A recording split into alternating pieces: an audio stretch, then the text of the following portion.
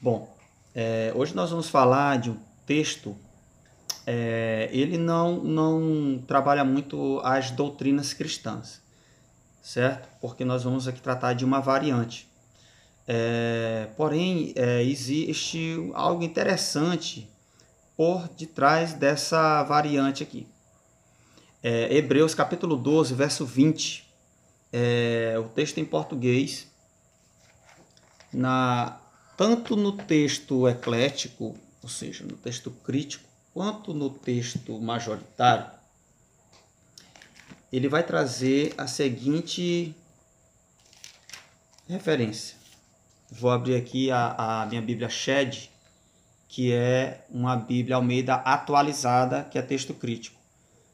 Vamos ver aqui o que é que a Bíblia Shed, como é que ela diz. Hebreus 12, 20, diz o seguinte: pois já não suportavam o que lhes era ordenado. Dois pontos. Até um animal, se tocar o monte, será apedrejado. Apedrejado. Bom, o verso acaba em apedrejado. O texto majoritário, o texto, eu tenho o meu interlinear, grego e português.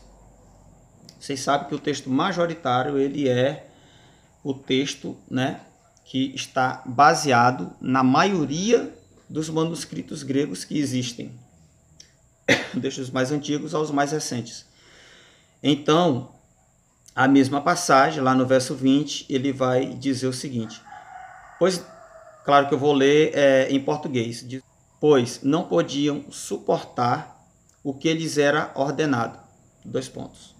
Se alguém tocar o monte, será apedrejado. Mesmo um animal.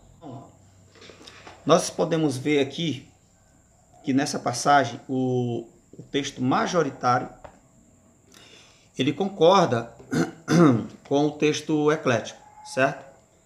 Novo Testamento grego, texto eclético também, ele vai estar igual ao texto majoritário. Ele vai parar exatamente no termo apedrejado.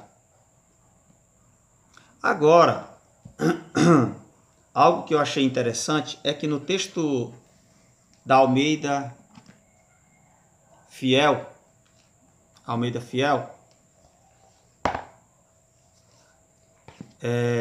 a mesma passagem vai estar da seguinte forma: porque não podiam suportar o que lhes mandava. Dois pontos. Se até um animal tocar o monte, será apedrejado ou passado com um dardo. Aqui que está a grande questão, porque no aparato crítico do texto eclético, ele não fala nada da quarta edição, não fala nada. Eu não sei no da quinta, porque eu não tenho. No aparato crítico do texto majoritário, ele vai dar a seguinte informação, ó, que litoboletesetai é o termo para ser apedrejado, que é onde para, né, o verso no texto majoritário e no texto crítico. Então, o texto majoritário, ou seja, a maioria de todos os manuscritos, ele vai trazer apenas até aqui. Também os textos, o texto egípcio, ou seja, a base do texto crítico, todos eles vão também até essa palavra grega aqui. Também o texto crítico, como eu falei, o texto crítico formatado, né, montado ali, ele vai parar até esta palavra. Porém, aqui diz que o texto receptus, ele vai ter uma partícula a mais. Depois dessa palavra que eu falei, ela vai ter ainda as palavras re, bolidi, catatoseutesetai. Estas partículas, né, ou esta frase, ela vai estar apenas no texto receptus. E de onde foi que esses redatores do texto receptus tiraram esta frase? Do Antigo Testamento, porque lá essa citação no texto majoritário, e também no texto crítico, né, como eles são iguais, eles não trazem todo o verso de Êxodo. E essa passagem é de Êxodo no capítulo 19, o versículo 12 e 13. Então, ao que parece, o autor de Hebreus, ele como se ele tivesse feito apenas um resumo do texto hebraico. Porque só que no texto hebraico existe também o termo flecha, lá, né? Ou seja, um termo hebraico que para se traduzir, né, para o português, quando nós o traduzimos, ele pode ser traduzido como, no caso, flechado ou transpassado por um dardo, que vai dar no mesmo. O texto hebraico ele traz esse complemento.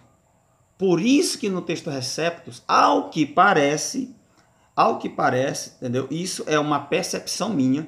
Se você achar aí, no caso, você que está vendo esse vídeo, se você tiver um outro documento, se você souber que exista um outro documento grego antigo que traga também, que dê uma base para o texto Receptus, porque ele foi elaborado ali na Idade Média, então ele teve suas bases, ele teve seus manuscritos. Então, se você sabe qual um dos manuscritos que traga essa leitura também, que concorde com o texto Receptus, você comente aí nesse vídeo, coloque aí, diga, olha, tal papiro, tal. Então você coloca aí o códice ou o papiro que traga essa leitura para o texto Receptus. Se não tiver nenhum, então esse é mais um exemplo de uma leitura singular do texto Receptus.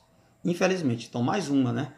Então, ao que parece, então, esse redator aqui, né, ele tentou, vamos dizer assim, entre aspas, dar uma ajudinha para o autor de Hebreus, tentando colocar todo o versículo de Êxodo, ok? Porque em Hebreus 12, nessa citação, esse autor de Hebreus, ele não se preocupou em colocar todo o verso. Okay? Mas é bom ressaltar que o termo flecha existe no texto hebraico. E no caso, quem fez o texto Receptus lá, ele usou a Septuaginta e usou a mesma frase que está na Septuaginta, que foi esse termo grego que eu também falei aqui, que existe apenas no texto Receptus. Então é isso. Mais uma curiosidade aí da Bíblia grega, né, do Novo Testamento grego, que nós podemos analisar e bater cabeça, né, porque isso aqui é um trabalho que realmente... quando você examina e vai tentar estudar isso aqui a fundo, às vezes dá uma dorzinha de cabeça, mas é mais ou menos por aí. Eu acredito que o texto foi escrito como está no texto majoritário e no texto crítico, ou seja, apenas em apedrejado, né? E o termo flecha, mesmo que ele exista no termo hebraico, lá no texto hebraico, o autor de Hebreus ele não citou. Eu não sei porquê, mas ele não quis citar, não quis colocar todo o verso. Ok? Então, Deus abençoe aí os seus estudos em nome de Jesus.